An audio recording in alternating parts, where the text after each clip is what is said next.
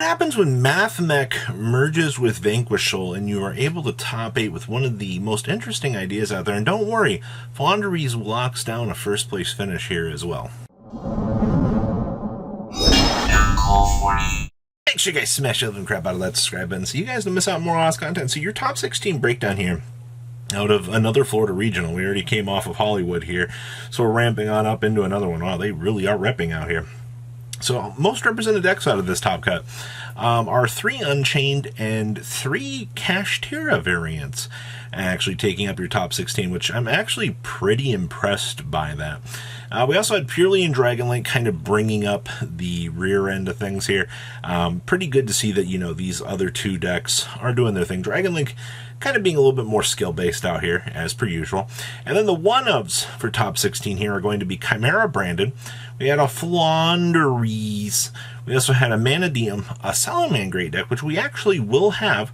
It didn't quite make the top 8 mark, but it did make the top 16. And we also have Plunder Patrol Runic sailing on in to the top cut here as well. So, I mean, top 16 looks gorgeous, right? Top 8 here, we have 2 Unchained, one of which is a Live Twin variant, which I'm very, very impressed with that.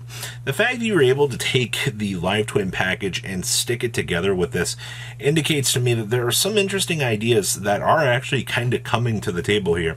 We also had Chimera branded as well. Once again, I mean, that deck has been the mainstay go-around here for quite some time. We also had Flounderies, like I said, they won it all. Manadium, which we don't have the list for this, the dual swing to keep it quiet. I'm not all that surprised. Manadium has been one of the more interesting decks in the format, just kind of being innovated. We also had Dragonlink, so Dragonlink did find its way up here. We had Kashtira, and we had this Vanquish Soul Mathmech deck that once again brings up the 8th place slot here. When you get the chance to look at how this deck actually looks, I think it's pretty crazy in terms of things of how people were innovating out of this region. So let's pass on over to those top deck lists. Bringing up our first place finish here in the regional is the Power of Dimension Shifter and the N-Pen and Friends. Now, I will tell you, looking at this list, the fact that we bulked down on triple N-Pen tells me that, holy moly, this meta has evolved so much. We've been following Flounder's story for quite some time here, and the fact that we were finally able to see this deck get a regional win, players are not respecting this whatsoever. This card has been tearing through people, and it's actually hilarious to me at this point in time that nobody is actually like looking at this. And I don't know why. You know, you figured you'd look at N-Pen and be like, well, you know, maybe this card is like the utmost of craziness. Nah, people just aren't respecting it. And I don't know why at the end of the day. So yeah, if you're not playing around N-Pen at this point in time, we've seen this deck has been a mainstay top 16 competitor for a while now. The loss is yours. Also, you know, 6 books. Always going to get things done out here. Next up here, we have some branded Chimera. Now, this is what I mean. Like, sometimes these builds are getting a little bit more spicy. We're seeing a little bit more of a pushback here, because some of the earlier builds were just playing, you know, the Fallen of Albaz with the Brand Fusion package. Well, it looks like this build wanted to go ahead and try to extend on the purpose of that, where you see the Lubers are starting to come in here, and now you're starting to see a little bit more of a story. And of course, King Tiger Wang Hu. Holy moly. That's not something that I thought that we would see anytime soon. This was something that was showing up in the OCG where they would, you know, actually abuse this card and be able to get away with it because, you know, it's a beast monster. And it's got the wandering 1400, you know, floodgate on it, which actually pops monsters. You know how many people are not ready for this? Like, I mean, yeah, Book of Moon does exist in the format to actually, you know, clean this up, but something interesting.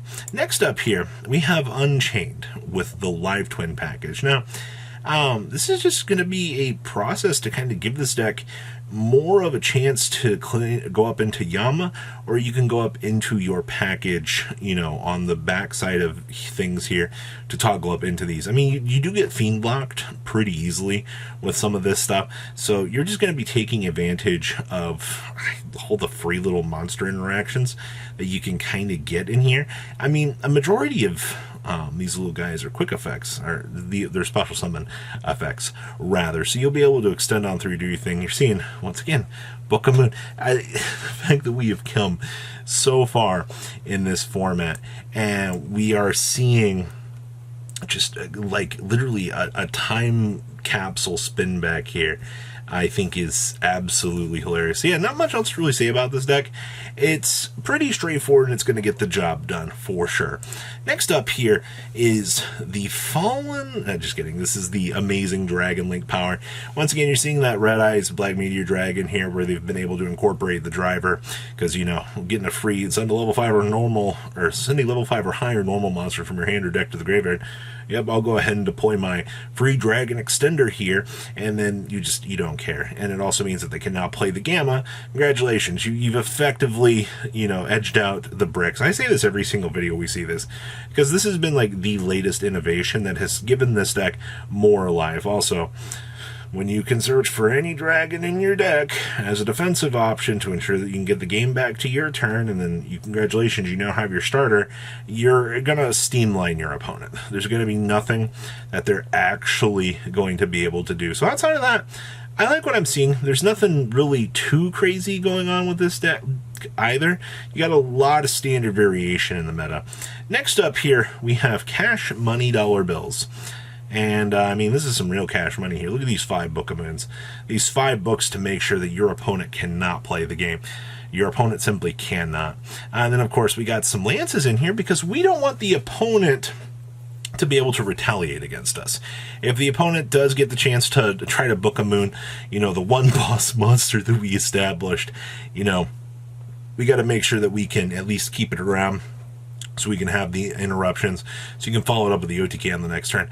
This build has definitely stripped down a lot of the fat. Like, the fact that we're only playing one of this and not a lot of other monsters is definitely interesting to me.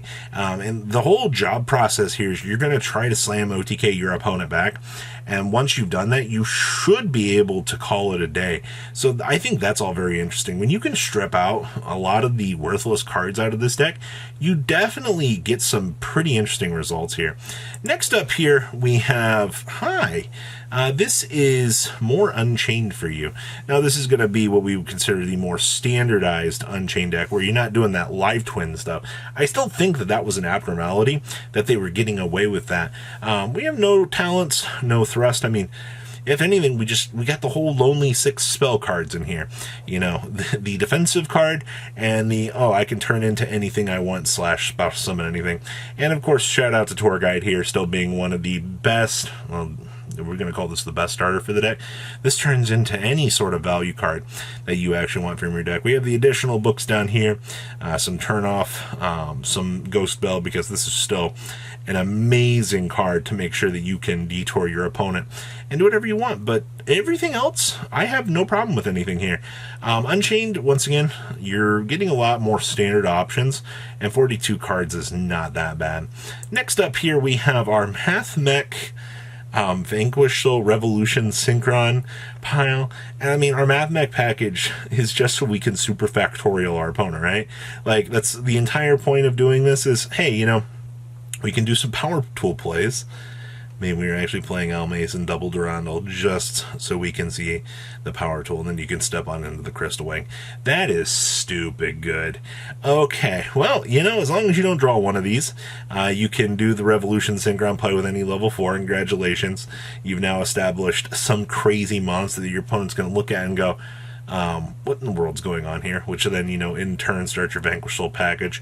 And then, of course, I mean, we could technically do the Rise Heart play, but they opted not to. I guess this is just interruptions. You would think that they might give some consideration to the Rise Heart in this build, because previous builds have taken massive advantage of that, but this build opted not to. I think that's fine. Next up here, we have Salamander. Wow, this is straightforward. We're not playing Pod Desires in here. That's interesting. And so we opted for some talents. I see that we are playing the Paro in here as well, gaining 2,000 life points in time, just in case, you know, we need it. I don't see anything really too out of left field with this list. A lot of Salamangreat decks feel pretty flushed out at this point in time. And I don't mean that to be like, oh, you know, like this is bad. No, I mean, you've got the necessities minus the pot of desires, which kind of helps out the deck in some consistent manner. So you've got a lot of things to really consider. But yeah, not too bad. So what do you guys think about the breakdown for the Florida Regional? Please leave a comment down below. Tell me what you guys think. I'll see your beautiful faces back here later today, guys. Peace out. Patrons, thank you.